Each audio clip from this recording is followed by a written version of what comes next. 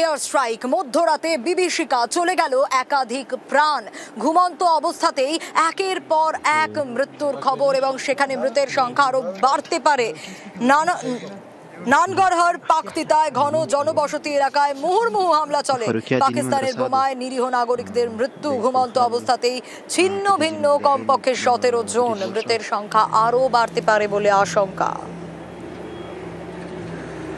আর আফগানিস্তানে পাক হামলা, মধ্যপ্রাচ্যের দুই দেশের সংঘাতে নজর বিশ্বের। আরও বাড়বে চাপানুতর। মত কূটনৈতিক মহলের। শিশু, মহিলা সহ নাগরিকের মৃত্যুতে নিন্দায় কাবুলের তালিবান সরকার। পাক মাটিতে হামলার বদলা, জঙ্গি ঘাঁটি টার্গেট, দাবি ইসলামাবাদের।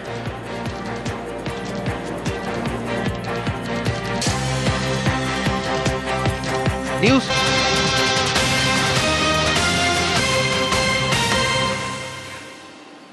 আর এই মুহূর্তে যে খবরে আমাদের নজর রাখতেই হচ্ছে, দেশে বড় সড় নাশকতার ছক। হ্যাঁ, যে আপডেট পাওয়া যাচ্ছে আরো একবার জানাবো, দেশে বড় সড় নাশকতার ছক। জঙ্গি যোগে দিল্লি পুলিশের ধরপাকড়। পাক জঙ্গি যোগে দিল্লি পুলিশের জালে ইতিমধ্যে 8। কারা কারা, কিভাবে গ্রেপ্তার, আরো বিস্তারিত এই বিষয়ে জানাতে পারবে মৈত্রেয়ী রয়েছে আমার সঙ্গে। মৈত্রেয়ী, একেবারে দেখো, বড় সড় নাশকতার ছক বানচাল করতে পেরেছে দিল্লি পুলিশ, অন্তত এমনটাই জানা যাচ্ছে। 8 জনকে ইতিমধ্যে দিল্লি পুলিশের তরফ থেকে কোঅর্ডিনেটেড যে অপারেশন রয়েছে এই 8 জনের মধ্যে 6 জনকে গ্রেপ্তার করা হয়েছে তামিলনাড়ু থেকে এবং 2 জনকে গ্রেপ্তার করা হয়েছে পশ্চিমবঙ্গ থেকে।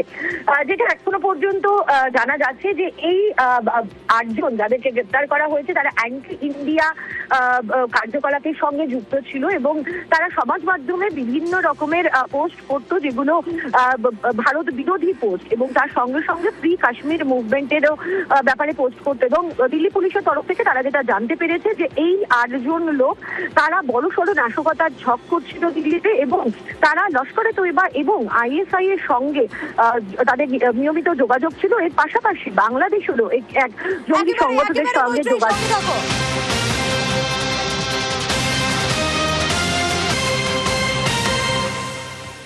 আর ঠিক এখানেই প্রশ্ন, পাক গুপ্তচর সংস্থা ISI এর সঙ্গে ধৃতদের যোগাযোগ, এই প্রশ্ন উঠছে। পাক জঙ্গি সংগঠনের হয়ে সোশ্যাল মিডিয়ায় প্রচার এবং বাংলাদেশের জঙ্গি সংগঠনের হয়েও কাজের অভিযোগ। আরো বিস্তারিত এই বিষয়ে জানাতে পারবে মৈত্রেয়ী রয়েছে আমার সঙ্গে। মৈত্রেয়ী, এই অভিযোগ তো ভয়ঙ্কর। একেবারে নিঃসন্দেহে দেখো, এই অভিযোগ অত্যন্ত গুরুতর। তার কারণ যদি গত বছরের পেহেলগাম হামলার ঘটনা দেখা যায় এবং তারপরেও দিল্লি নাশকতার ঘটনা, সেখানেও কিন্তু পাক যোগ খুব সুস্পষ্ট হয়েছিল। এবং সাম্প্রতিককালে দিল্লি পুলিশের কাছে এরকম একটি টিপ অফ এসেছিল যে দিল্লিতে কোনো একটি মন্দিরের কাছে বড়সড় নাশকতার প্ল্যান করছে এই পাকিস্তান বেস জঙ্গিরা, এবং সেখানে দাঁড়িয়ে এই 8 জনকে গ্রেপ্তার করা এবং যাদের সঙ্গে একেবারে ISI এবং লস্করে তৈবা এবং তার সঙ্গে সঙ্গে বাংলাদেশের জঙ্গি গোষ্ঠীর সরাসরি যোগাযোগ আছে, সেই বিষয়টা কিন্তু আরো স্পষ্ট করে দিচ্ছে যে ভারতে নাশকতার জন্য কোনো বড় সড়ো কিছু প্ল্যান করা হচ্ছিল। এবং তার সেই প্ল্যানিং এ ভারতের 2 পড়শি রাজ্যেরও যে কিছুটা হাত ছিল, পড়শি দেশেরও যে কিছুটা হাত ছিল, সেই ইঙ্গিতই কিন্তু এই অ্যারেস্ট থেকে পাওয়া যাচ্ছে। বেশ মৈত্রেয়ী, সঙ্গে থাকো।